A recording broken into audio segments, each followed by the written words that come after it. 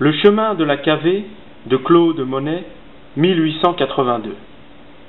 Devant cette œuvre de Monet, particulièrement bourgeoise, ne semblant revendiquer rien de plus qu'un simple paysage, on est en droit de se demander si un autre chemin pourrait mener le regard.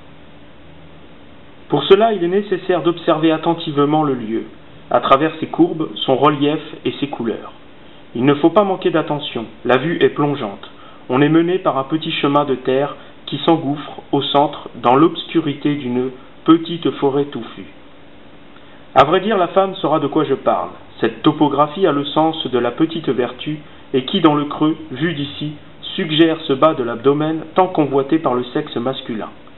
Pour l'œil attentif, les touffes d'herbe sur le chemin carné ont cette charge érotique qui esquisse le pubis de la femme. Claude Monet rend visible cette partie de l'anatomie qui se situe sous l'aine de la femme. Peinte avec toute la pudicité de l'impressionniste, cet entrecroisement de matières pleines et bien nourries, où le ciel, la terre et la mer accomplissent l'union de trois natures, en dit autant sur le sexe faible que les fleurs du mal. Ainsi, l'on voit poindre l'objet du désir, le même qui a nourri Courbet dans son origine du monde. Il est vrai que cette dernière ne ruse pas, les choses sont claires, et en gravant à découvert le caractère gorgonesque de la femme, Gustave Courbet a fixé à cette beauté qui n'a pas de visage une curiosité licencieuse mais naturelle.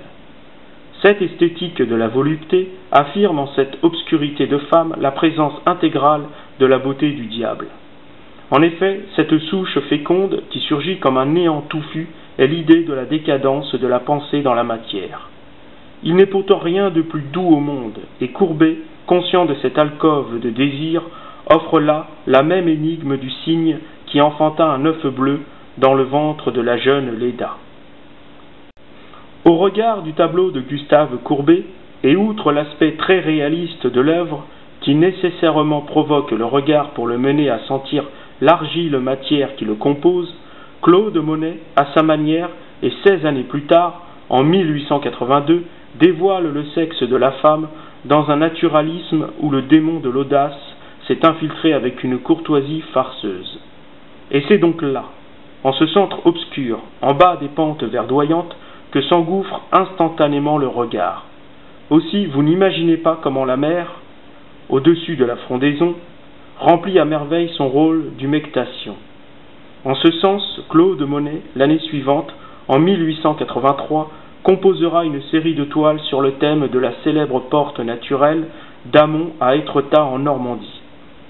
Aussi, cette jolie ouverture dans la falaise de Claude Monet, à gauche, qui renvoie également à celle de Gustave Courbet à droite, peut évoquer, bien évidemment, cette entrejambe de la femme dont la nature s'est joliment inspirée et qui, en perspective plus corvéable, rappelle le trou par lequel les doigts de la femme font passer un fil. Je ne veux pas vous laisser sur un doute. Revenons à notre peinture. Regardez bien ce creux formé en contrebas, ce sillage qui mène vos yeux à lui. Ces deux inclinaisons qui se joignent ou qui s'écartent comme deux cuisses bien pleines. Le moment est arrivé, la forêt semble se joindre à ce grand séjour, ce lieu admirable qui prend racine au creux des hanches et qui devient immense et complètement impérial quand dans le noir, le grand cygne a déployé son long cou. Cette embouchure noyée, sauvage et touffue, où la terre et la broussaille forment une balustrade, au-dessous de la mer, je vous le dis vraiment, mérite que l'on s'y plonge. Vous n'avez qu'à étendre un doigt, comme le regard d'ailleurs. Cette offrande qu'a faite Monet à notre égard stimule les sens. J'ignore si cette révélation ne surestime pas le talent du peintre. Chez lui, à vrai dire, rien n'est compliqué. Tout est momentané, lumineux surtout, puisque c'est le royal soleil qui y règne. Mais quand on sait que le paradis évoqué par la nature seule peut amener à la nudité originelle, il faut donc la souligner quand elle nous saute ainsi aux yeux. Ah, ciel, océan, collines verdoyantes, forêt enchantée et chemins dégagés, tout se fixe, couche sur couche, qui nappe adorablement la toile, et on se tourne d'un côté, un peu à droite, un peu à gauche, et même par devant, mais c'est en la retournant que l'on voit de quoi je parle.